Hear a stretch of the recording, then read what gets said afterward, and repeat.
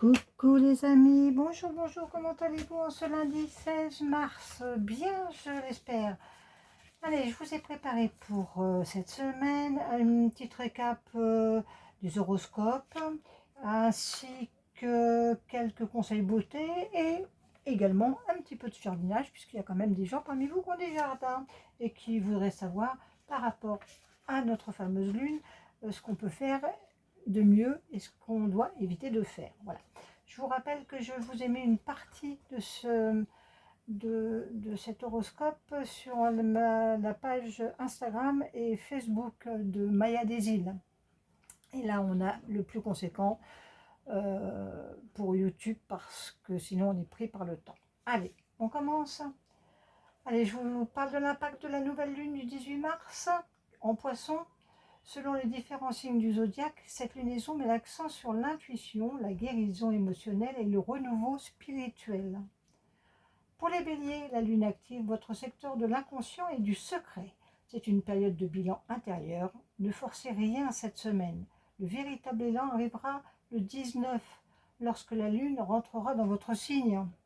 Utilisez le 18 pour méditer ou clore un dossier du passé. Taureau, cette nouvelle lune met en lumière vos projets collectifs et amitiés.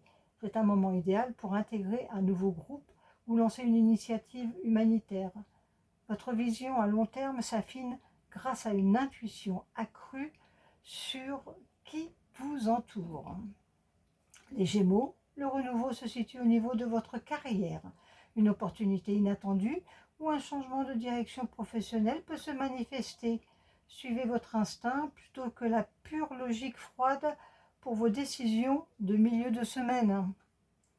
Pour les cancers, la lune favorise l'évasion et l'expansion, que ce soit par un voyage, une formation ou une quête spirituelle. Votre horizon s'élargit. C'est le moment de sortir de votre zone de confort émotionnel pour explorer de nouvelles philosophies de vie. C'est exactement ce que je fais actuellement, moi, Cancer. Lion, cette phase lunaire touche vos finances partagées et votre transformation intérieure. Un nouveau cycle commence concernant des investissements, des héritages ou des dettes. Émotionnellement, c'est une période de régénération intense. Vierge, l'accent est mis sur les relations et partenariats. Une nouvelle rencontre marquante ou un nouveau départ dans votre couple est possible. Mettez de côté votre esprit critique pour laisser place à la compassion. Balance, le changement concerne votre quotidien et votre santé. C'est la semaine idéale pour adopter une nouvelle routine bien-être ou réorganiser votre environnement de travail de manière plus harmonieuse et moins stressante. Les Scorpions, la créativité et la vie amoureuse sont à l'honneur. Si vous avez un projet artistique, lancez-le le 18. Sur le plan sentimental, une nouvelle flamme ou un renouveau de passion est favorisé par cette énergie romantique des poissons. Sagittaire, le foyer et la vie familiale sont au centre de cette nouvelle lune. C'est le moment de penser à un déménagement, une rénovation ou simplement de renforcer les liens avec vos proches. Vous ressentez un besoin de sécurité intérieure. Pour les Capricornes, votre communication devient plus fluide et intuitive. C'est une excellente période pour écrire, apprendre ou échanger des idées avec votre entourage proche. Une nouvelle façon d'exprimer vos émotions pourrait surprendre également. Verseau, le focus est sur vos valeurs et vos ressources personnelles. Un nouveau cycle s'ouvre pour stabiliser vos revenus et redéfinir ce qui est vraiment important pour vous. Apprenez à vous faire confiance sur vos talents innés. Poisson, c'est une nouvelle lune personnelle. Et oui, tout est possible, c'est le moment de vous réinventer. Votre magnétisme est au plus haut. Posez des intentions claires pour l'année à venir, car l'univers est particulièrement à l'écoute de vos désirs le 18 mars. Bien, allez, un petit côté plus tranquille, côté jardin. On accompagne le réveil printanier. La semaine commence en lune décroissante jusqu'au 17 au soir. C'est une période où la sève redescend vers les racines, idéale pour le travail de fond. Donc, 16-17 mars, la lune en Verseau, R, ça veut dire on taille, c'est le moment idéal pour tailler vos arbustes à fleurs d'été et vos rosiers. La sève basse limite les pertes d'énergie dans la plante. En entretien, aérez le sol en surface autour de vos massifs pour favoriser l'oxygénation avant les pluies de printemps. Le 18 mars, la nouvelle lune, c'est repos.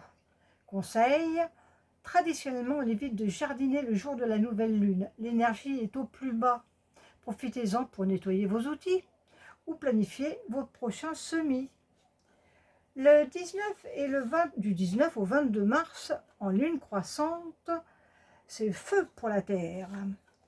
Semis avec une lune qui remonte en bélier, puis en taureau, lancez vos semis de légumes, fruits, tomates, poivrons, tout ça sous abri bien sûr, hein, et de fleurs annuelles. La sève remonte, boostant la germination. Pour le gazon, il est temps, si le temps le permet, c'est une excellente période pour semer une nouvelle pelouse ou regarnir les zones dégarnies.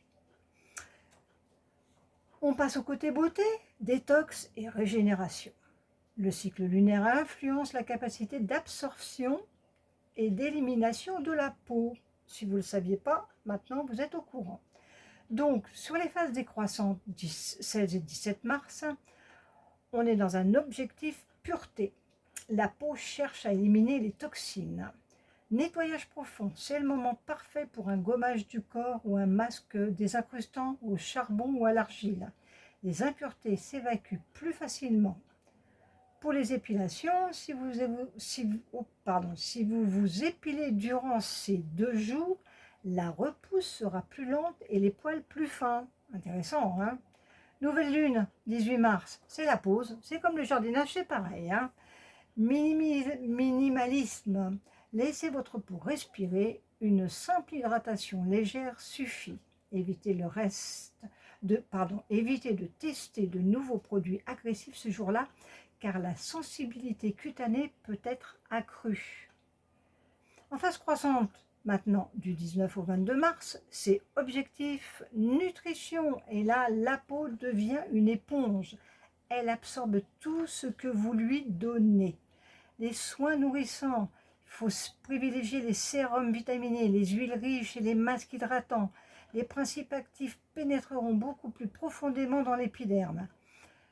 Pour ce qu'il en est des cheveux, si vous souhaitez que vos cheveux poussent plus vite et plus vigoureusement, prévoyez une coupe des pointes entre le 19 et le 22 mars.